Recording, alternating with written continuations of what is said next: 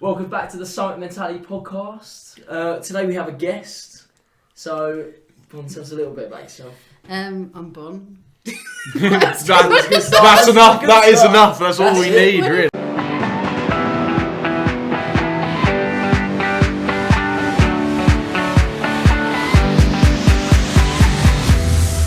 We want to know what you're taking on this weekend. I'm undertaking the Guinness World Record for maximum cumulative weight deadlifted in a 24-hour period by a female. That's a long time. Yeah. I didn't know it was going to be that long a time. 24-hour deadlift. Yeah. What's the weight that you've got to lift then? So there is no female record holder. So some people have been like, oh, does that mean you could lift it once and you've got it? But no, Guinness have said I need to lift a minimum of 316,000 kilos. 316,000 kilos. What weight are you putting on the bar? 50. 50, Which I know, so I need to say, I know to some people that will sound heavy. Yeah. Obviously based off percentage of my body weight and what I would normally lift, that's a really light weight for me. So don't be put off like it's, I'm heavy.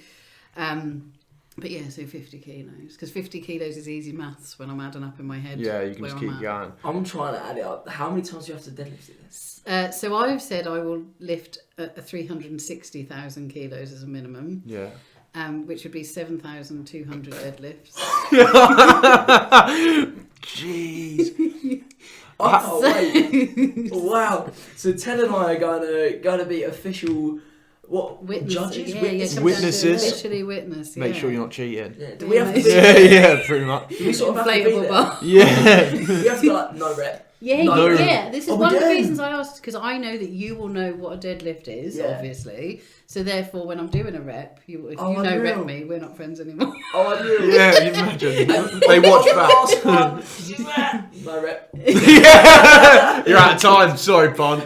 Unreal. And 24 hours once ago. The current male record holder, he stopped at 20 hours. And Right, okay. in my train, so, you've followed me for a little while, and I think Yeah. we started following each other because we realised we're all daft and do this kind of stuff. And it was lovely to meet You other say people. dark, we say savage. You know? Yeah. Brave. All those things. Okay, we're great. But so like in my head, I do think about the men's record and if it's like possible to beat that because. So what's that? 520,076 kilos. So what's that? It's like 14,000. 10,000. 10,000. And a bit. So have you worked out what that is a minute? How many? Yeah. So I've done the maths. Like it's quite interesting. I've got. You pass me my phone because I've got it on there in a picture. Because that's the thing. I was watching your recent upload on where I did Instagram, and it was a time lapse, but it was just up down, up down, up down. How long was that? That was 1 hour 51 minutes. Well, actually, that was 2 hours 51 minutes because that was 2 sessions put together. So last week I did 2 longer sessions where I tested out kind of how I'm going to be over time. Yeah.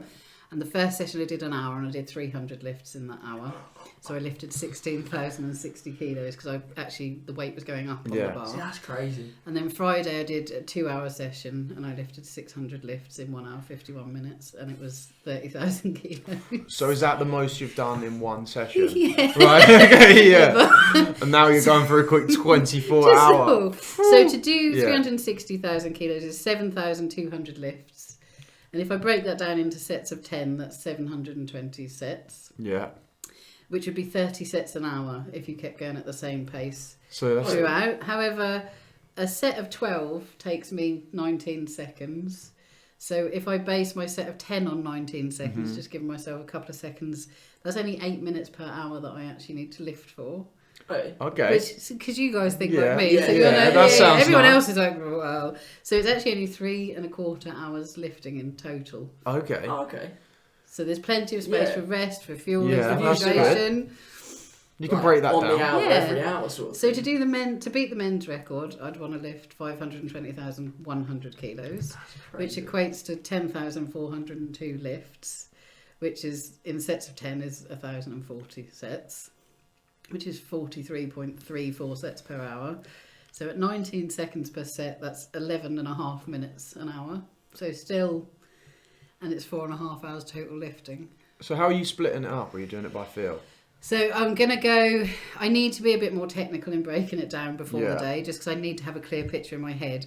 But my initial thinking is, one of the reasons I've got into endurance is I walked out of Friday's session brighter than I went into it. My body is very strange. Often if I'm doing like bench press or something, and my coach MJ, like the second to last rep, I'll look like I'm going to fail out, and then the last one I'm stronger again. He's like, oh, for God's sake. So I'm obviously built in a way genetically that means that the longer we go, the more my body goes, right, come on.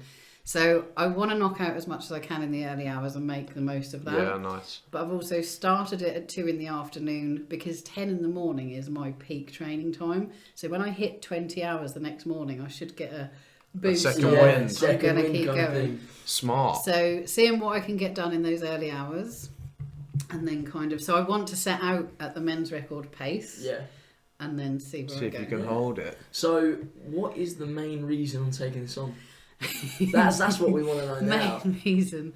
I mean, primarily it's because I think within the fitness industry, I don't think we have enough of a message about how fitness is a lifelong thing, not just for how you look. I mean, we all want to feel good about how we look, we can accept that. But I think we need more of that message that is about challenging yourself, exploring what your body can do, what it's capable of, and that even if right now you can only just put one foot in front of the other, eventually you might be able to do, I mean, you don't have to do stuff like I do, obviously, but you can take that somewhere. Because 10 years ago, I'd literally just been sent home from hospital, had a hospital bed in my bedroom, and was waiting for a stair lift to be fitted. Well, it had just been fitted this last week, just gone. Right. And I was told I'd never walk again. So it's kind of... What can I ask what happened? Because I actually don't know do you this. Not know No, I'm not sure. See, this is what I mean. I don't talk about my story. So in 2009, I had an accident where I suffered burns to my face, neck and airways in a restaurant, and it triggered my immune system to overreact. And from there, I had lots of episodes of anaphylactic shock. Oh, right, okay. Which weirds people out now because I'm really calm when it happens because I still get it now. Everybody else is like, oh, you've just swelled up. And I'm like, it's fine, just calmly, just do whatever. But from there, kind of, I started having issues with my, like, well, not my joints, but like my limbs and stuff would hurt, and it got worse and worse. And to be fair, I'd struggled for years beforehand, but always placed it on my weight because I've been overweight my entire adult life. And eventually they started to investigate what was going on because I was struggling with walking, I was struggling with a lot of movement. And over time, I woke up one morning in January 2013, and I couldn't move my arms or my legs. And when I spoke, all the wrong words were coming out. Oh, and I didn't know that, but I could see something wasn't right because when I was speaking, people looked confused. Yeah. And so you can't actually like communicate what you want to say. Although there are bits, I'm smiling because there's bits I look back at and laugh. So I'd been in bed all night, and when I woke up, you probably don't have this as men, but with women, if you've got a nightie or whatever on, if someone was to take all your covers off, you might be a bit worried that everything's out. Right, yeah. And because I was using the wrong words, I screamed, "Is my badger out?" And everyone went, we know what she means. Which is just one of those lasting like things that sits with you in amongst what was a really scary experience. I've renamed Female Anatomy. But like there are those moments that you can kind of look back and go, oh dear God. What made it worse was I screamed it later at the hospital as well. So it was clearly like I like this, so I'm going to make this cool now. That's unbelievable. But so I woke up, I couldn't move my arms or legs. I couldn't speak properly. No one really understood what was going on, and it was kind of like a real life episode of Dr. House at the time, because we cycled through so many different diagnoses trying to figure stuff out. Blood work was showing things that weren't right, and inflammation levels were horrendous. Bone scans were like a Christmas tree, and no one could quite pinpoint what was going on. And I was really lucky to have a consultant who looked past my weight at the time, because that had been a focus previously, and wanted to get to the bottom of it. It wasn't for another 10 years before we actually understood what it was. But yeah, during that time, they were just like, well, we don't know what's happening, so we can't say what the future is going to be, but, you're in this chair now. Yeah. And this could be it. This is your future. And I think it was late 2014, I went up for an appointment at Addenbrooke's. I'd had another scan to see where everything was. And we'd been talking about, will there be operations to make areas more comfortable, things that I've got issues with. And I remember going in to the appointment, wheeled in by a friend, And I had a frame, so I'd asked for a walking frame, which I used to use at home when I was somewhere the comfortable. little Zimmers, the 4. Yeah. Yeah, cool. I was so high fashion, it was You and your Gucci Zimmer frame. That's so you can get this stuff called vet wrap, which is what they wrap around your animal's paws when they've like Right, taken blood or okay, whatever. yeah. I wrapped that bad boy. Nice, yeah. It was so trendy. I mean, if it had been this day and age, I would have had solar powered lights on it and everything. Nice. Missed opportunity.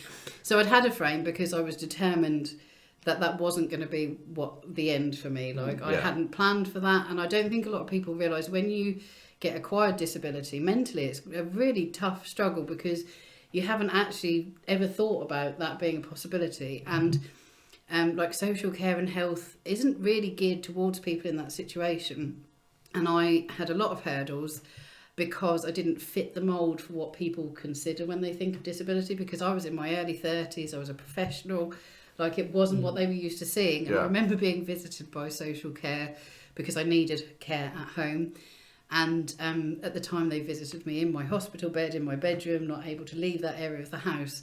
And they sent a letter a few weeks later recommending that I go out and join a local choir because I said I liked to sing when I was younger, and I couldn't even get out. Couldn't even leave. So they didn't really know what to do. Yeah, and I mean, from there, that's where I got involved in sort of human rights and disability rights, and actually went on to fight more for people who do come across it. But yeah, so that wasn't the future I kind of had in mind. There was stuff I wanted to do. So I had this frame and I would just, when it was comfortable, I mean, I fell over so many times, but it was just that thing of, so I went for this scan in the October, well, the scan had happened a few weeks beforehand, went into the room and my consultant got this scan up on the screen and I thought, that's really evil, that looks quite healthy, why is he showing me someone else's bone scan? And he just shook his head and he just said, I've got no medical explanation for what I'm about to tell you, because we haven't changed your medication, there's no reason, in fact we've stopped some. There's no reason, because I'd had several different rounds of like chemo drugs and all sorts, because they really didn't know what they was thought it happening, could be a slow growing bone cancer. They just couldn't figure out what was going on. And he said, this is your scan. He said, and all I can say is you're so stubborn. Somehow your bones are improving. Wow. So that was like so from that point on, the first thing I said to him was, okay, so when am I going to run a marathon? And he just looked at me and went, you will be lucky if you can walk far at all. Yeah. So just focus on that. And I was like, no. So I took my first steps in December 2014 with the frame. I remember I cried massive. Like it was so painful. It was such a tough thing. And then I ran my first 10k in May 2015. So probably about 7-8 months later. 7-8 months? I walked it, obviously. Yeah. Unbelievable. And that's just how I'm wired. And you've just kept on going. But I think, so I grew up in a really traumatic childhood, and I think from that, it's kind of just, I survived that. I didn't fall into the trap of addiction as an adult. Yeah. I had struggled with my mental health, obviously, but I understand now, I'm much older, that's quite natural too. Yeah. But I now understand how rare it is to come through what I've experienced and not have anything. Would you say going through those things, I can tell from just talking to you now that it's very much no matter what you're going through, you will find like the positive nugget to like drive you forward. Yeah, because we all should. If I hadn't been through all the rubbish stuff, I wouldn't appreciate the good times as much as I do, and I think that's something I've always taken from it. Whereas people, so I don't really talk much about my earlier experience, mostly because most people you speak to will want to either solve it or feel sorry about it, and you can't solve it because it happened, it's done, it's in the past. And you don't need to feel sorry about it, because I wouldn't be who I am now, doing what I am now, if I hadn't experienced that. So yeah, I kind of feel I just feel lucky that I'm here, I'm alive, I'm happy, and I've experienced life to the degree that I have, and learned a lot along the way, which I wish more younger people understood. So coming out of the situation I did, I obviously haven't had some long illustrious career where I went through education and then just settled into it. And for many years I beat myself up for that. Yeah. But actually what I did was I never quit trying to find out what it was I should be doing. So I tried all the different stuff, and we often frame that as failure, but it isn't. It's success, because who wouldn't want to try stuff till you figured out what you should be doing and actually enjoy that process? So I think like I've learned a lot that I wish I'd known younger. Yeah. But now I am an old fart, let's face it. I just want more people to know about that. So obviously getting into the fitness industry, I mean, I was 41, nearly 42 when I got into the industry. I just want more younger people to know, you know, it's okay to not get everything right and just enjoy that process, and your things will fall into place. That's what. So one of the reels, like we made a video saying that everything you do will be a lesson, whether you fail or succeed. Everything's a lesson. Yeah. I think it's so good to hear like you'll learn from everything, no matter how bad it could be. You will. It will build you up to a point where you could do whatever it is, like deadlifted for 24 hours. I still can't get my head around that. How much weight is going to be lifted over that time? Yeah, I mean, I have a quote framed in my house that just says, "Sometimes you win, sometimes you learn." And I think it's that we so easily frame not getting things just right as failure, but actually it's just learning. I think it's such like it's almost like a taboo thing to bring up to some people now, because it's very, we live quite comfortable lives, the majority of us anyway. And then we'll get stuck in that mindset of, oh, it's gone bad, why has this happened to me? But it's like, you can either think like that and get stuck and you're just going to get beat down, or you can go into that situation and then, I need to learn from this, I need to grow from this, I'm going to use this as a springboard to go even further than before. And it's definitely that mindset switch. Whenever things are rubbish, what is the opportunity you're being provided with to appreciate whatever you want in the future more? Absolutely. You know, even in the run up to this, realising I was going to have to organise all the behind the scenes stuff and get technical. Initially I was like, oh, this sucks. But then I was like, actually, how much more proud am I going to feel knowing that I had to do all of that? So I think it's very easy to get caught up in that. We see success, particularly on social media. There's all these big shiny things and wonderful. But, you know, how much more meaningful is it if you've had to work for that, if you've had to fight for that, if you've had to really go out and find it for yourself? Yeah, exactly. And just, you know... No quick, easy results. No, there is no such No shortcuts. Where did you come up with the idea then? That's what. Because it's one thing saying, 24 hours deadlifting. Where did that come from? I have some bad influences. I mean, when I first got into fitness, obviously I used to run because that was what everyone else did. And I've said to you guys before, I'm a really rubbish runner. And I don't necessarily enjoy it all the time, but once I've done it, I'm like, oh, that was great. I'm the exact same. Yeah, I think a lot of runners are like that. I don't get how runners enjoy the running bit. I like getting in and be like, the shower. That's what I like. The medal on the finish line, come on. The t-shirt. But yeah, so kind of that had been a difficult thing. And actually accepting that I don't particularly enjoy it and it isn't necessarily what my body enjoys doing most was actually how I ended up doing like weights and stuff. And from there I came across a chap called Andrew Tracy on social media, who is the fitness editor for Men's Health, and he was just throwing stuff around his garden. I think he'd like made a tyre into a sled or something, and he just looked like he was having so much fun. That he got a sandbag, and I was like, well, hang on, that's how I want to feel when I'm doing this stuff. Like, to me, fitness had always been, and I had this conversation ironically with Andrew Tracy last week. For us women, fitness is quite a new thing in the way that it is now. When I was probably your age, let's not talk about it too much, but when I was your age, we literally had Rosemary Connolly.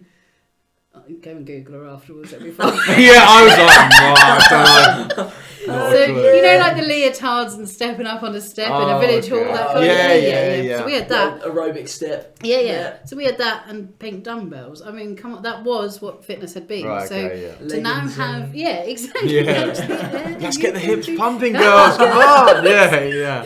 So, like, that was all I'd ever known. So being able to explore what it meant in terms of feeling instead of I must be doing something fitness, what is everybody doing, was a big shift. And particularly for me, I had like a whole human to lose, really. I like to say, I don't like to talk about the exact weight because I think that isn't a measure of what you've achieved. So I now say I've lost your average influencer and a little bit thing. But so seeing him enjoy it in that way was just like, wow, like that's how I want to feel when I'm doing this. So I could finally equate what it was I was looking for. So that was a bad influence, because then you're like, okay, well, I'm going to go and explore now. And I did. And I initially got into sort of strong competing. And I enjoy that. But as you progress through that, you know, there are a lot of other levels to that particular sport that didn't sit well with me. And I realise also I don't need to be the best at something. Like, I think a lot of people go into sport and fitness and they start to lose the joy of it because they're not the top of the game. Yeah. And actually, they're not smashing PBs straight away. And all but that, you get more enjoyment from having a longer road ahead because you've got more to achieve over time. But also you don't have that pressure of having to be the best. It's a lot. So I thought, right, okay, what can I do that's different? And then I was just like, do you know what? In life, I've kind of carved my own path. I don't fit the mould, so why not do that with fitness? You know, why not just come up with random stuff? Just do it, yeah. So the first one I did was December 2021, and I pulled a sled marathon distance. So I finally did my marathon, but I did it my way. With a sled, weighted sled. How heavy was this sled? 50 kilos. Nice. For a marathon. Nice. And everything that could go wrong went wrong that weekend. The location we were supposed to do it in had to change last minute. The weather was horrendous. Like, it was just awful. But I'm proud that I did it. So from there, it was like, okay, you've done that. Now what do you do? So last year, I turned 44 in the May. So during May, I lifted 45,000 kilos, did a 45 kilometres weighted vest run, 45 kilometres farmer's carry, 45 kilometres assault bike, and I flipped an 80 kilo tyre 6 kilometres. I feel like such a... I feel like I've just come out of a PE lesson. That's about the level of my level of fitness now. What? So then it was like, where do I go from here? Because like I set the bar too high at the start, didn't I? And I love deadlifts. It is my favourite lift out of all of them because your whole body's involved. To do it well, you have to know what cues to use. You have to know which muscles to engage properly. Because people are like, aren't you going to hurt your back? And I'm like, not if you're doing it properly, no. Yeah. Like if your back's hurting, you're not doing it properly. So like I love that lift so much. And I've had some really fond memories of moments with a deadlift. Sounds terrible, doesn't it? But like some of my best memories from the last few years are like going to an event called Lift Heavy Eat Pizza, which was a 3-rep max event. And it was the first time in my life I got picked first for a sports team. Nice, yeah. Because the lads had seen me and were like, we need her. And I said, this is about the heaviest. And I got 140 for 3 that night, which had been my previous 1-rep max at the time. So like just there's so much joy around it for me. So I was looking at it, I was thinking, what could I do with a deadlift? And then someone had said, have you ever thought of doing a Guinness World Record? And I was like, oh no. So I just Guinness World Record, deadlift. And this one popped up first, and I was like, there's no female record holder. I'm doing it now. This is the one to go for. And so I spoke to my coach and I said, do you think it's possible? And he said, absolutely. And I said, what do you think, like a year's time? He was like, no, you only need a few months to train for that. Because I still always don't think of myself. So when you just went, oh, PE or whatever, I just sit there. To me, that's so surreal to be considered fit. Because for all of my adult life, I hadn't been. But also, obviously, I don't fit the mould for what fit looks like, as we see on social media. So it's just, to me, it takes me aback a bit when people do acknowledge my fitness level.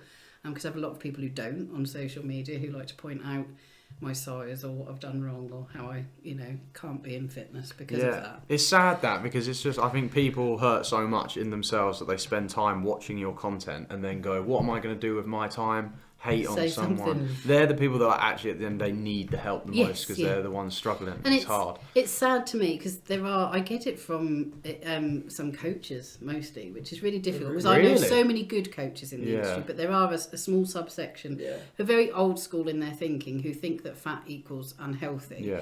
And I'm not out there saying that fat is healthy. In fact, I'm not acknowledging what it is at all because it's an individual personal thing. What I am acknowledging is that I can appreciate how my body moves and what it does over what it looks like in order to motivate me to do stuff with it. And that's it, everyone's got a different mould. And if you know how to use your body to the best of its advantage, that's how it works. It's so counterintuitive because they're so offended by people in larger bodies and yet they think that being so negative about it is what is going to motivate people to change that. Whereas if they're really that offended, they should be trying to understand how best to support people. So I always say to them, even when they're being... I mean, I can take it. I just laugh it off. When I get messages that say, you're fat, I'm just like, congratulations, your eyes work. And now what are we talking about? Because to me, my worth isn't defined by how I look. I have days where I don't particularly like how I look. That's human. I have other days where I'll walk past the mirror and be like, hey, where did you come from? Get a bit of leg out in the camera. It's fine. What? Well, anyway, end the podcast. On Friday, I mean, my arms were so pumped after that session. I was like, oh, like, bye.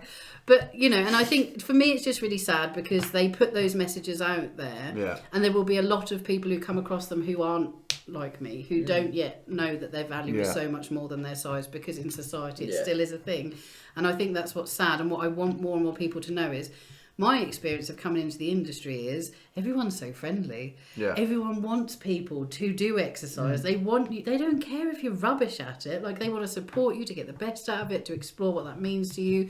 And I've had the best 4 years. Like, it's been amazing. And I had to start going to the gym by myself in January, which was a massive step. Even though I obviously have trained, it was always with my coach MJ, and obviously moving as I have, I was like, oh, he's not very close, so that's not really an option. I'm going to have to join a gym.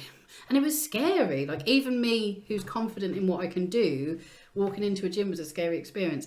Within a few weeks, I was just like, I don't know what I was scared about. Like, I own this gym now. Honestly, I went in there, I went in there the other week because I'd seen an advert that was advertising a fitness app. And in this advert, it was equating being a larger body to being miserable, and also looking miserable while you're doing exercise. And then it had a thing that just said press-ups instead of ice cream. So a few weeks ago, I took some ice creams into the gym and filmed myself doing Nice. I was just like, what? But even like Friday, I was in my session, I was really focused. And Tom had put some specific, I like 90s hip hop. Nice. Like, if I am deadlifting, that is what You've gets got me it there. on for 24 hours of 90s hip hop. And so he'd put it on knowing that I was in this 2-hour session and that was what I was going to be doing. And someone came in to train who's a coach in the gym, didn't know that. So she went to change the music. And me, who was scared of even going to the gym, shouted out, "Don't change that!" So, like, I think people just need to learn they're not the scary environments you think they are. Like, they are such, the community that you get, and you guys know this from what you do, like the community that is around that is actually what people need. Yeah, that's that's what really has the framework to a gym. Yeah. I think that's what gets people in. It's the people who it's surrounded with. Yeah. That's how it all works. And those big, scary, buff, muscular people, they're probably the most likely to be cheering you on. Like, and they're the ones that's the thing, everyone starts from somewhere. Yeah, they do. Everyone starts from somewhere. We didn't wake up one day and just think, we're going to go climb stone for 24 hours. Exactly. You had to train for that. Yeah. That's the thing. Yeah. So everyone starts from somewhere. That's what we say to like all of our friends who want to get into the gym. Everyone who follows us who wants to get into it. Yeah. Everyone starts from somewhere. You're not going to be some 10 out of 10 athlete. No. Talent's a thing, but it's, I always say, hard work outworks talent. Exactly that. Talent isn't just something you have and then you're just good at it forevermore. You have to work at it. Like, you do have to put that in there. Like, people have said to me, it's like, oh, you run loads because you're gifted at running. But you're like, speak to me 3 years ago when I went on my first run. Yeah. I did 1 kilometre and genuinely was seconds from being sick. Yeah. And I was like, I didn't have a natural... Should we regain that and see how many kilometres it takes now? To be sick? Yeah. How long until I'm sick? So, yeah. Well, we probably will find out with some of the races we have this year. But, yeah, it's just... People think that if you're not great at it straight away, it's like, I'm not going to bother. Give up. Yeah. I want to hear more about this sled one as well, because we've got a plan next year for a sled pull. Have you? So we were thinking of pulling a sled. Yeah. Kind of just taking turns from John O'Groats to Land's End. Can I come? Yeah, of course you can. Yeah. We could bring Wilson, because then if we get tired, he could help out for a bit. Oh, there you go. Because we wanted to try and get some people, like, if they saw us online, to like come out for a few miles, have a push with us. Yeah. And then we were going to put like a big brain on it to like signify that the weight of it is like mental health. I was like, I liked pulling it because you carry that weight behind you, like you do as you're going through stuff. And it never leaves you as such. You just learn to manage and cope with it. It's always a part of who you are. I think, like, you don't ever forget what you've been through. I've been really lucky that I've had therapy over the years where it's filed where it should be, so it's not a terrible thing. Like, but that's still been my experience. And it carries you forward, doesn't it? Yeah, I'm down for that. What do you want to know? There you go. Well, We've got a third participant now. Right, this is what I want to know. Yep. Did the sled have wheels? No. Okay, this is going to be even harder. So than I did you drag thought. it on concrete? Come out. I've got my sled at my house. Yeah. Okay. Well, Well, So we'll do a you quick need to come out. practice Yeah, we run. can practice All right, anytime. lovely. We'll just whip that out. Yeah, Got we'll the do a quick straps and practice everything. run. You'll need a harness so Yeah. that when you're carrying it, obviously it sits well on you. yeah. You won't have my problem with that. No. Yeah.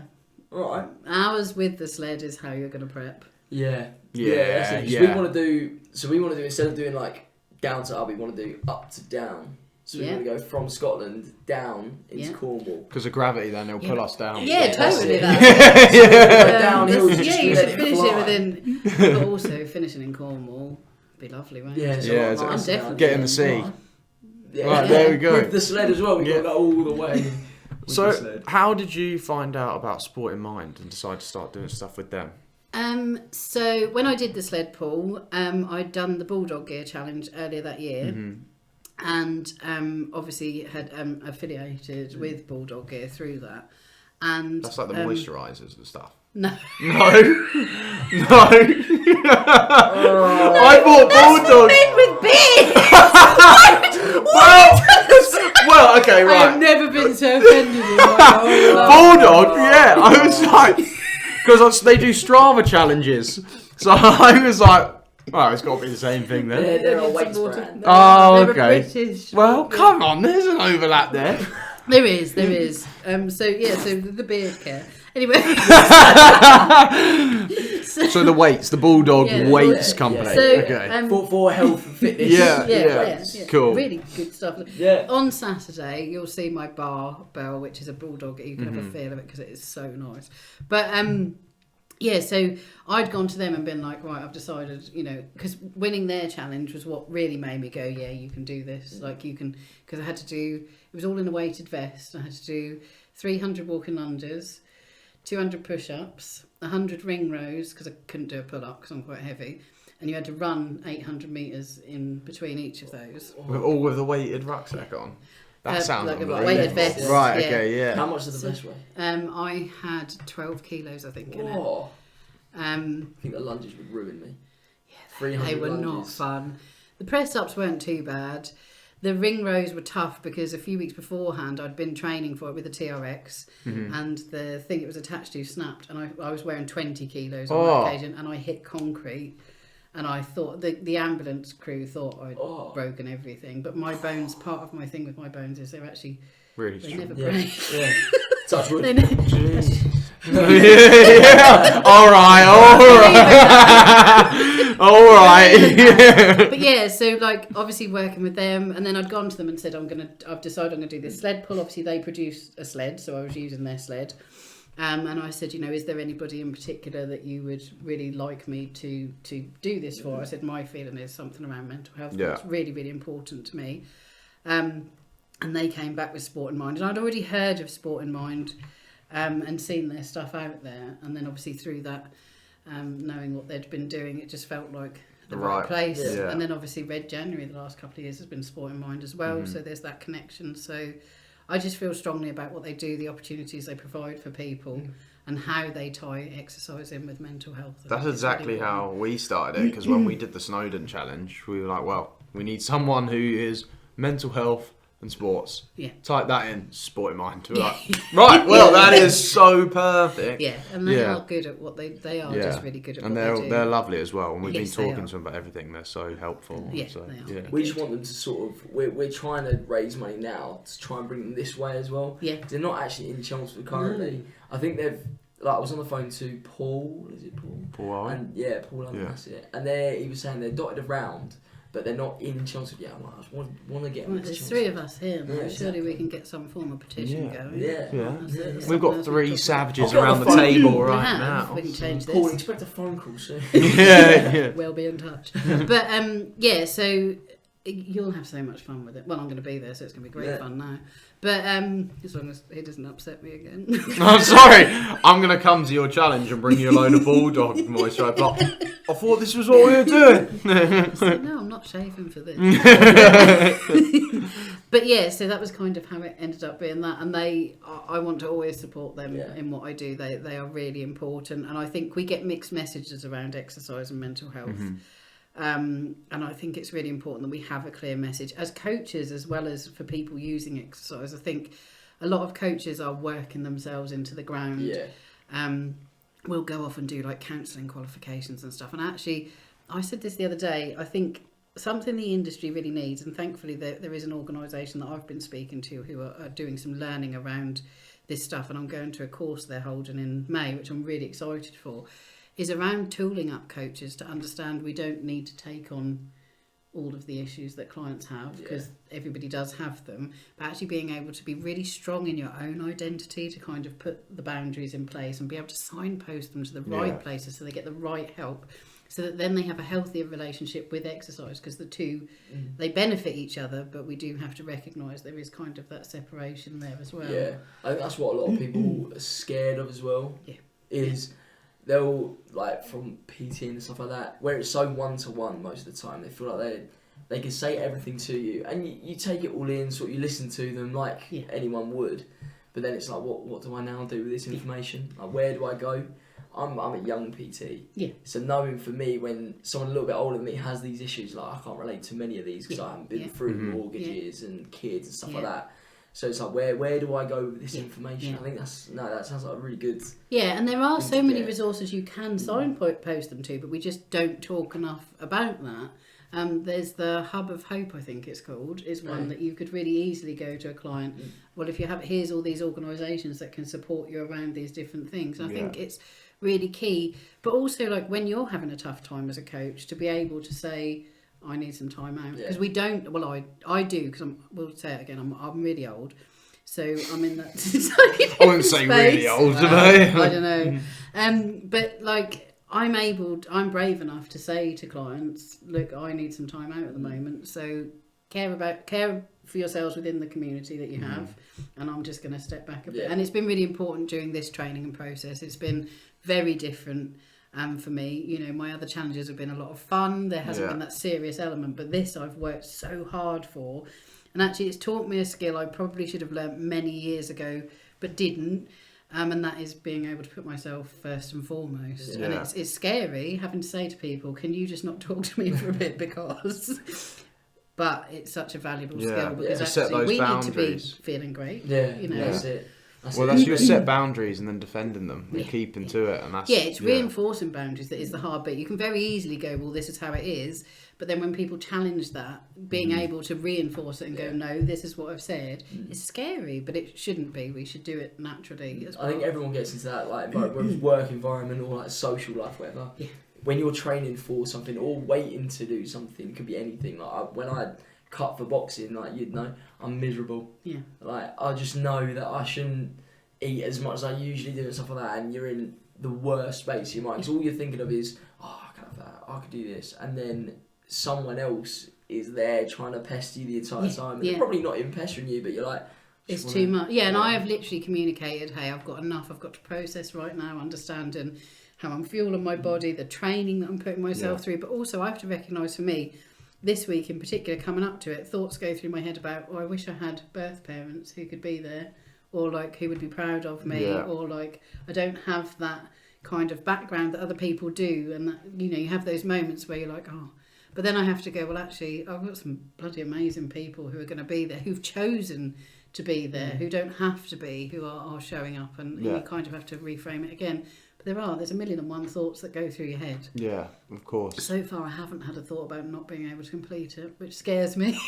No, that's brilliant. You're going to go in, you're going to smash it. It's going to be... We'll see. And then all the news articles are going to be like, right, she's done it now. Come on then, let's say hello. This is my other thing. I feel a bit sore about that. I feel like, do you know, when you're doing something and you feel like people don't quite believe you're there, but you know you are. And I think... I have to be really strong afterwards and not tell people to F off because they weren't there when I did it. Like, just accept that some people need to see that evidence in order to understand what you're doing. They probably get 1,000,001 people saying, I'm going to try doing this, and then they probably don't even turn up and do it on the day. So it's like, all right, I'll listen. Proof being put. Yeah. We'll back you up, don't worry. We'll back you up. Oh, we're there. We're going to be there. But yeah, sled. I'm still thinking about that sled pull. No, you're going to come... Training, a lot of leg training. Yeah. I know you said you didn't like lunges, but they're going to be essential. No, I don't like lunges. I've had to do it for high rocks and they're brutal. Every day after doing lunges, 20 kg bag, that's it, compared to like 50, 12 kg. You're carrying it slightly differently though. Yeah. So because the weight is down. It's a much different feeling when you're pulling it.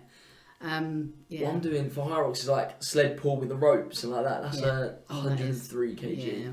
And that's a lot. And pushing as well, that's 152 kg. That's also, my legs are in bits after every session I do. Like, I'm limping. We went for a run yesterday and Ted's now limping as well. Like, they don't realise the pain you go out for training. I know. So what you're saying is you now want me to come on that so you two can sit on the sled. And we'll be like, what that was a real plan. We never said that we were going to pull the sled. You didn't actually, did you? We said we were going to take a sled. Top to bottom of the UK. You said about pulling it. So he said gravity. That was our plan. The steering wheel. When you said gravity, you meant me pulling it. I was but yeah, like there's step ups. There's loads of leg work. Yeah, the Stairmaster. We were on those for Stairmaster. Was like our best friend for snow. I was going to say for snow. They're good. They're really good. See, I know I can't climb a mountain. No. Pardon? I know I can't climb a mountain. Like my body physically, like how my bones and stuff are, it would kill me off. But on the flat, I'm fine. You've got your own mountain. 24 hours of deadlifting. Yeah, that's going to be quite. You're confident, like you were like that. I feel like this moment right now, you just went, "Oh, what am I doing?" I'm questioning everything. What? So we went through like how you came up with the idea, all of that. Now, what is the training been like? It's been interesting because someone keeps upsetting my coach, so the training's been horrible. But no, it's been varied. So whereas you'd think I'd just deadlift the whole way up, actually we've been working on building a really strong posterior chain. There's been a lot of like cardio elements to it. I've been on the assault runner. Have you ever been? Oh, the assault! They're brutal. No, that's the bike. The assault runner's the one that like you power yourself. Oh, okay. Yeah, but it's curved as well, so you feel like you're going to fly backwards all the time. I done a marathon split between 4 of us on there a couple of weeks ago. Yeah. So you were on there for like a minute, just sprinting all out, jump off. And it's but the assault bike as well, which I'm okay with the assault bike since doing 45 kilometres on it last year. Like to me, it's just a little piece of kit. But yeah, so there's been lots of varied elements to it, just to build up all over. Because I've never lifted with a belt. So like I've never used a belt. So when after I was walking and stuff again, there were still issues with my spine. So I've actually got metal in my neck. So I had my C5 and C6 discs replaced. And at the time I was told we're probably going to have to do the bottom of your spine as well. And my spinal surgeon was really good. And we kind of talked about, I said, you know, because when he did my neck, he was like, there's no weight you can lose to change that. You're not going to lose weight off your head. But with my lower spine, obviously, weight loss would impact it, but also increasing the muscles, like building up the muscle around it. So 7 years later, I don't need any more spinal surgery. So I've never lifted with a belt because I've always focused on building up a really strong posterior chain. Getting it to do it itself. I have got a belt for Saturday, Sunday, just in case I think that's a smart idea. I know I will never deadlift without a belt. No, I can't do it. It scares me too much. Does it? I don't know what it is. I deadlifted one time with a belt and I was like, alright, that's it. Belt people do that. They do like then. It's alright. We'll spend some time together. We'll get you off the belt. Yeah, we'll get you doing it properly. Save it for your heaviest lift. Yeah, that's right. Yeah. But yeah, it's kind of it's just a weird thing, isn't it? You get kind of used to these little. Yeah, that's it. It's like people who use gloves for weights all the time. Do you know what I call them? What? Am I allowed to use slightly weird? Yeah, you can say whatever you want. I call them bitch mittens. Yeah, bitch mittens. That is incredible. Me and MJ were talking the other day because I was talking about what elements of my body are going to suffer over time. So obviously I play rugby as well, so I'm going to tape my legs so that when the bar is hitting it's not going to break down the skin over time. And I was like, oh, but what about my hands? And he just looked at me and went, you're not going to wear bitch mittens. Are you going to chalk? Yeah, I'll chalk. Yeah, that was our mistake when we. So we didn't do 24 hours. We done an hour of pull-ups at the world record pace. So it's 8 pull-ups every minute on the minute for an hour. Yeah, it was and brutal. Our hands are were like just deep. Yeah, like they'd healed finally, but all along there I had blister there, there. Like they were absolutely killing. I've got quite. I don't know. I grew up in farming, so I was always outside when I was younger, and I've always done a lot with my hands. Obviously, I have very tiny hands for someone to deadlift, because someone said that the other day. They were like, your hands are tiny. And I'm like, I know, but somehow I can deadlift. But I've got thumb tape as well, just to tape the fingers. Yeah, nice. Just to like give myself a little bit, but bitch mittens won't be in. I just can't do it to myself. Anytime I see them, I'm like, why? Why are you wearing them? Yeah, that's what I come back from like doing lifting. I can't say anything. People at my gym wear them. And people do, and if you do, I love you for it. But I just can't. I know. I come back from lifting weights, and Mum will be like, "Why don't you wear gloves?" I was like, "Mum, I want the calluses." I was going to say, how much fun is it to sit of an evening while you're watching TV going, oh, is that coming off? Yeah. I've just got to get in there in my teeth. But yeah, like, that's not what I do of an evening, honestly. We all just go like... Yeah, you do, just like little... I just think that's such a good sign of hard work, although mine have been pretty weak. I got so happy when I started getting them under the middle. Those are the ones where you know you've been doing... I mean, given I did 900 deadlifts last week, I think they're looking all right, really. Yeah, mine are looking pretty soft at the moment. That's surprising, to be fair. Yeah. That's a lot of deadlifts. That's a lot It was of a lot of deadlifts. What's like... I don't know if I want to ask you this question. No, go on, do it. What's your biggest fear of it all, then? Other than not completing it, what's your biggest fear? I have actually experienced my biggest fear when I did the 45 thing last year, because have you ever met Mark Ormrod? No. So he was the first triple amputee from Afghanistan. He's phenomenal. If you don't follow him, go follow him. He's very funny as well. But we met at an event, and then he'd talked, and he kind of gave me a bit of a boost, because he was like, why aren't you on this stage talking about your story? I was like, oh, nobody knows who I am. But he hopped on one of my lives when I was doing the 45 thing while I was deadlifting, and I farted. While I was deadlifting. Incredible. It came out while he was on there. And my biggest fear is that, because I find farts really funny. And I know if I lose it, I might not come back. I hope it'll just stay like that after 24 hours, though. That's out of everything to be scared of as well, it's that. Yeah. I'll be like, it's happened now, I'll keep going. Yeah. But I just know I could fall apart laughing, and I might not recover. You're not going to hit the time after that. Exactly. I don't like it could take too much time to recover might get from. Different Guinness World Record here, longest time laughing. But yeah, genuinely, that is my biggest fear. Unreal. It'll be when like BBC News finally do go, actually, we'll go in. She's doing well. How's it going? No, Bob. Because I'm just like, I don't know. I just don't think I'd recover from it. I think because also if you laugh and fart, you fart some more, and then that's just going to make it worse. I just have got this whole thing in my head. The realities of weightlifting. That's what I mean. That's class. That's so good. Fair play. See, now you're glad you asked. Yeah. Like nothing else about it scares me. I think if you learn in life you can't control everything, then you let go of more than if you are so focused on controlling everything, and there's lots I won't be able to control. My arsehole is Unbelievable. It's one of those things. Unbelievable. But it does work. It is one of those things, yeah. You can only control it a bit, but sometimes it does its own thing. Especially on the deadlift. Especially on the deadlift. I mean, it's just, there is a video of me when I first ever started training with MJ. I think I was hitting like 120 for the first. No, I had 90 on the bar. And as I stood up, I farted. It's on my Instagram somewhere in Reels. And he was just falling apart. He was literally, you can just hear him giggling much. You have to. Just like, and I didn't drop the bar, I just carried on. But it's just, they are just, it happened to me. I used to work in disability rights and stuff. And I worked in learning disabilities specifically. And when Brexit was happening, we had a big event where Brexit was explained to people with learning disabilities. I felt so lucky because I actually understood Brexit, whereas most people didn't, because it was explained in such.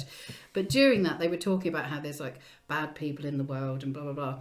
And I was sat next to one of my good friends, and then the rest of the table, people with learning disabilities who were there. And one of the ladies turned to us, and I thought she said, "I've done a Trump." So I was like, I don't know if that's really what you should be sharing with us. And my friend went, no, she just said Donald Trump. Because obviously they were talking about, some people in power are not always good people. And so I lost it there and then. In your head. Like, literally fell apart. My friend was laughing so much he had to go out to the toilet to compose himself because we were supposed to be being professional. we managed to get ourselves back for lunchtime, and then just after lunch, someone in the room farted really loudly, and I was gone again. So I just know from experience that is my Achilles heel. Your downfall will be fart. I just find Who thought funny. We're going to be doing it with the sled now. It's going to be like, every 2 seconds. A little nitro on. What turn of topic? Yeah. You got the exclusive. My biggest fear for the weekend is farting. Unreal. In headlines on the Sun News. Yeah. Athlete's biggest fear. What are you gonna do when you finish? Go to bed. Cry. I worry about that as well. Actually, like I'm having to like almost compartmentalise my brain to not recognise how huge it is that I'm going to do it. Yeah. I think last week doing all the lifts that I did. And walking out of that gym as fine as I went in, and then waking up the next morning and I could move everything. I really it hit home how far my body has come and what it's capable of. I've got a little nerve that's pinching, but it's purely because the muscles are inflamed because they've worked so hard. So I think that's going to be really tough because actually I am going to have moments where it's going to keep hitting. Because once we get past a certain level, it's just going. So it's like being able to actually switch that off for now. And then remember it after, so probably cry and puke. Nice. That's what I do at the end. What's the longest you've deadlifted for so far? 1 hour 51 minutes. Right, that was all. Yeah. So what's this week of training looking like then? So I should have trained today, but I'm having a rest day because of the nerve. I'm going to see my soft tissue therapist tonight just to get her to work her magic. So I'll train tomorrow. Mm-hmm. What's it looking like? Evil, I expect. If someone's upset MJ, then it won't be Then good. it's evil. I thought you would have been, I'm going to pull it back this week. No. So today I should have done 500 metre bike erg, 5 walkouts. 3 rounds of that. 10 kettlebell goblet squats, 15 kettlebell swings. So I'll probably fit that in Wednesday now. Reverse lunges. Yeah, that would have been More fun. lunges. Tomorrow is an upper body strength session. That's all right then. So we've got dumbbell seated shoulder press, plate front raise, dumbbell reverse flies, gorilla rows, hammer curls, chest press, hollow hold on the bar. What is wrong with him? Someone has upset him.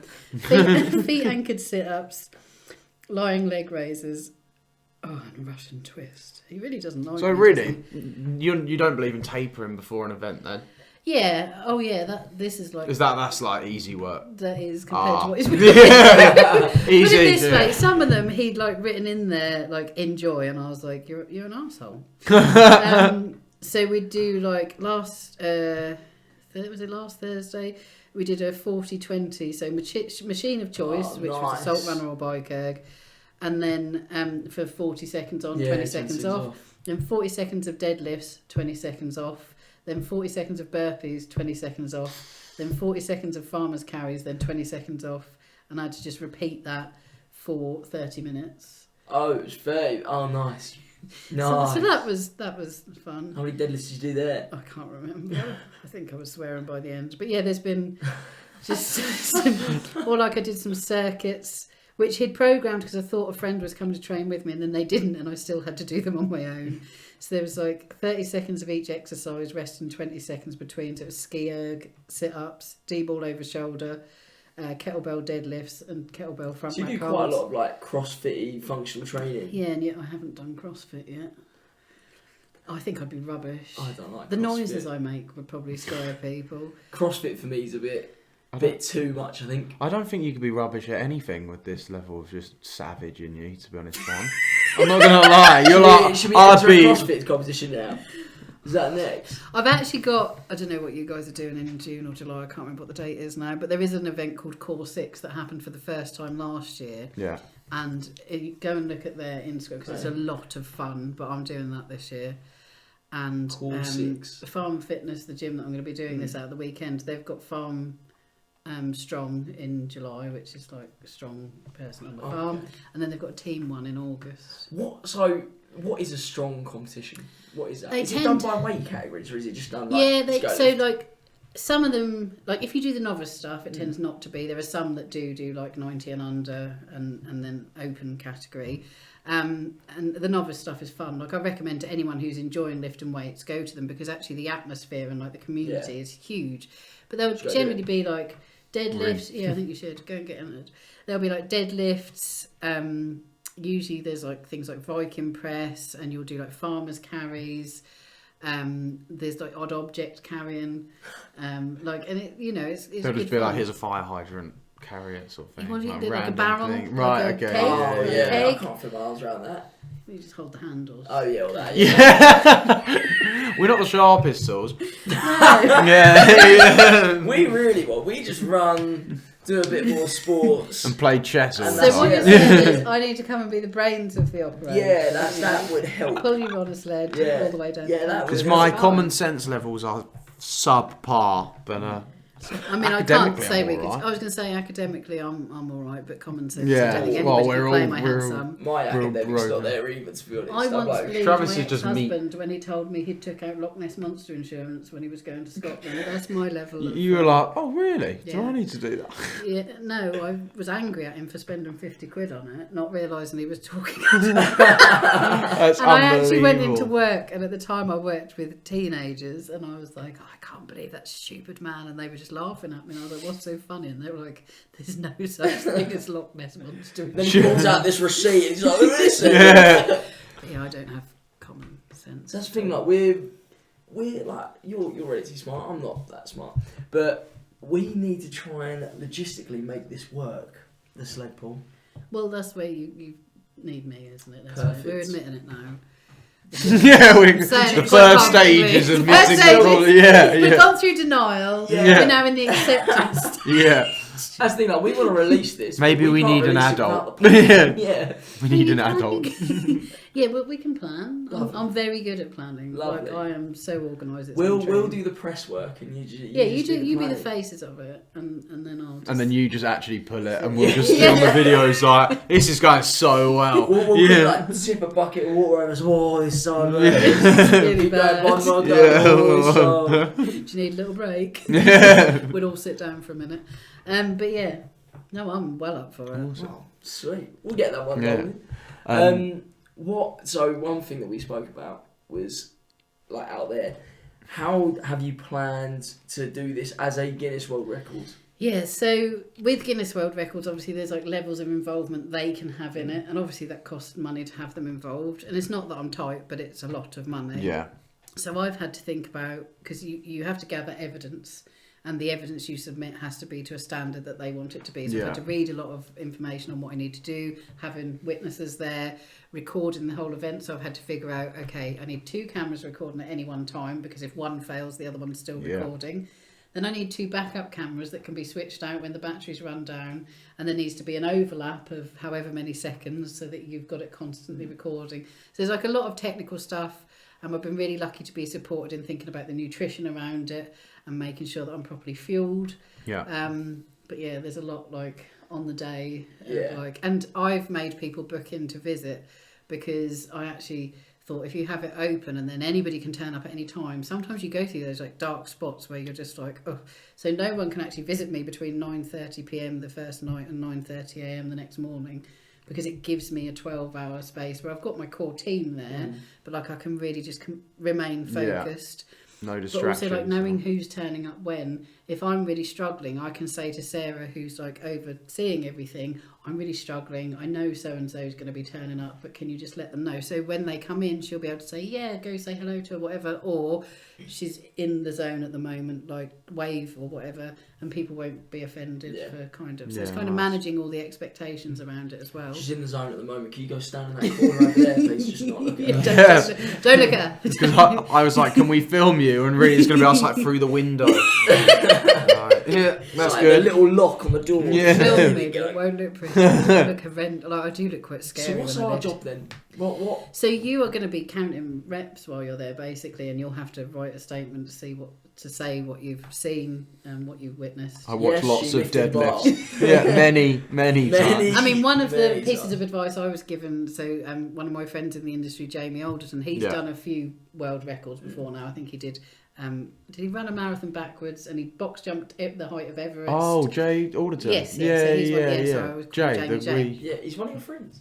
Yeah, he's kind of how I ended up in the industry, in that he ran like a business challenge when I was first starting out. Jay Alderton. Yeah, the Jay Alderton. The Jay Alderton. That we love him. To me, he's just Jay, podcast. He's like the first person we started following, flicking through. Like, yeah, we need to do this sort of stuff. Right, well, we'll talk about that as well. Then. Get Jay on the phone. What's the day? Oh no, he'll be on Zoom. But yeah, so he did like a free business challenge, and I was so new. I just qualified, and I was thinking, how am I going to put this out there? And so I hopped on that, and part of that was you could win a place on like a course with him, and I did win the place. And then during the course, he'd said one week, next week it's like December, so turn up in your Christmas jumpers, for the Zoom or whatever. Oh yeah. Do you know what I did? No, go on. One of my friends dared me to like do full face makeup and go as the Grinch. You like full went in, nice. And I didn't know at the time that Jamie has a really wicked sense of humour, and that's the kind of thing that just makes him laugh. Yeah. And from there, I actually won a spot, not for doing that, but from like the work that I put in during the course, working with him like within his elite crew, so like more one-to-one stuff. And he's just always supported me and like given me a lot of confidence to go out there and do what I do. So I'm very lucky to. Is he as nice and as cool as he seems on Instagram? He is. He is. Although he upset me once. Not on purpose. I've got a fear of snakes. Right. Like, really bad fear. Right. Yeah. Like literally, you could turn to me now and go, and I would like be out the window. Like, that's how you get me to run quickly. And he did like a big thing at Leicester Tigers a couple of years ago. And when he does work with coaches, he does them under like operations, they're called, because obviously he's ex-army. And he announced this new one. I think there was like about 300 coaches in the room, and I was sat at the front. And he announced it was called Operation Cobra. And as he did, a picture of a cobra came up on the screen. That was enough. And I literally screamed and almost went under the table because it was so bad. But this is testament to what a great person he is. He changed all of his like the slideshows and stuff that he was going to use within that 12-week period. He changed it to Operation Sock Puppet. Sock Puppet. But like he sets his goals within business as well, and like if you don't hit your target, what are you going to do as like a forfeit? And I'm still waiting, because a few months back my target, I didn't hit it, and my forfeit was he would take me to the zoo and make me hold a snake. He hasn't done it yet, but it's hanging over me. You're waiting for it to pop up. I'm still waiting because he won't forget. After the deadlift challenge, congratulations! Yeah, you're hallucinating. Literally vomit. But yeah, no, he's a great guy. Oh, He wow. really is. That's yeah, so cool. You've got a massive network, really. That's what happens when you're obese. It's very surreal to me, because being like the age that I am, looking the way that I do, like I will never not recognise that I don't look like women in the fitness industry tend to look like. And having come into it so late, I pinch myself every day when I think about who my connections are and like who I talk to, and I wouldn't say, I think lucky's the wrong word, because obviously I've had to put myself out there to talk to them, but I'm very grateful. Like I don't take it for granted how fortunate I am to kind of know those people. And that is so cool. Yeah. And then he chose to come on our podcast. Yeah, now we've got a celebrity. Yeah. But like what you've done, like what I've watched you do, it must be like 2 years, I reckon. A year. Is it just a year? February. It feels like longer. Yeah, literally, we went on a. It feels like it was ages ago. Yeah. I went on his podcast in February, and then we started in March. But then you should be really, really proud, because you have such a strong brand that in my head you've been around longer. No, I mean, I thank you haven't got any common sense. Or yes! Everyone else was like, what? But yeah, genuinely, like your brand is that strong that, someone could think it's been going. No, thank you. Yeah, I got a message from someone. I was like, I looked at your post and thought you'd have loads of followers by now. I was like, oh, that's nice. Followers isn't an indication, like I would say, because I don't have that many compared to some other people. It's the quality of the connection you have with those followers. And you can see that every post you're putting up, people are engaging in it, they're really passionate about it, they care about what you're doing. And you might have less for now, but it's no indication, some people who have many, many followers, like you look at Jamie, he's been in the game for like 10 plus years. It's taken him probably longer than that now, actually, more like 15. But it's taken them that long to get to that build point. That, because I'd rather have 1,000 followers where 800 of them love the stuff and interact than 5 million and then like 20 people. Yeah, exactly that. Like and I think it's the quality of your connection, and you will have that because you're authentic, you're yourselves, you're not pretending to be anyone else. You know, and that's what people will engage with. That's what they need to see. Our goal is just to build a massive community and really share what we're doing. I think we're getting there with it. Yeah. Like every day, there's a new thing that we always strive to do. Yeah. Yeah. And it just never. It's stops. just that like speed in the short term and then patience in the long term with pretty much anything, isn't it? Yeah. Just try to keep sharing our message. Yeah, that's all you can do. Yeah. All right. Before we round off, I think, before all the storage goes, hopefully that's still filming. I mean, I've got to go and do some deadlifts. Thousands probably. Speaking of, do you have your phone quick that I can borrow? Mine's filming, man. Oh yeah, can you grab my phone? Well, this is really how smart we are. Yeah. Right, I just want to get your. I don't know if you might have seen it. To be fair, I want to get your reaction on Ted's deadlifts. You might have seen it. Let me see if I can get it up. Oh, I think I was watching it. It was where he went, oh yeah, no, you did watch because you told me. I did. I gave him a tip. Yeah, I've seen Ted's deadlifts. I'm not gonna lie, that last one, I literally was like, right, form's out the window. I'm getting this thing up. Yeah. Just me standing behind him like shouting. Yeah. Yes. Travis was like, I don't recommend you try picking up this weight. I was like, well, now you've said that, I am going to try picking up this weight. Please load. It was like. Yeah, you just wanted to try and go as heavy as you could. Yeah. You get like a. This is gonna freeze. The Wi-Fi's dreadful. Can I put some liquid? He hasn't heard of bulldog gear. What's on the bar? Yeah, I know. Yeah, that's it's literally right there. So 4? What do you reckon? I mean, that did it for me. I was there. We have great fun. You do.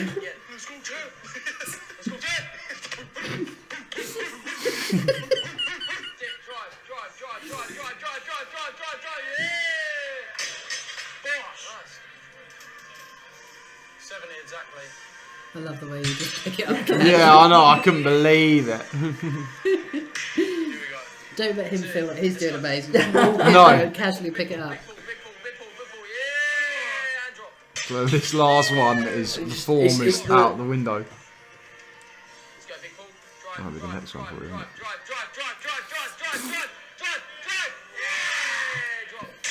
It felt like a lifetime that he was holding that bar just below his knees.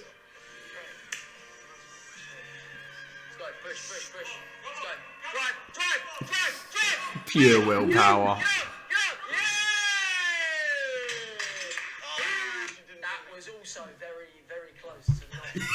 Just making it clear.